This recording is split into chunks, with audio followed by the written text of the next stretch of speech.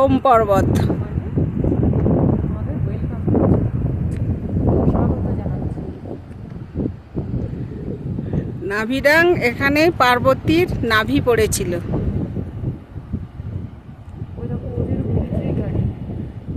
ওপরটাতে বরফ পড়লে শিব আর নন্দীর স্ট্রাকচার বোঝা যায়। এখন বরফ নেই, তাই কিছু বোঝা যাচ্ছে না।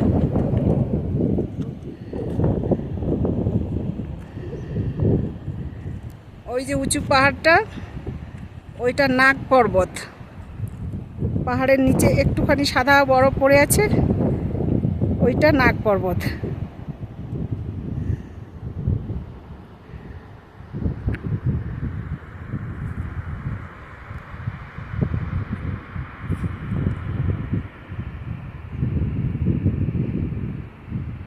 ইন্ডিয়া তিব্বত বর্ডার, ওদিকটাই চায়না।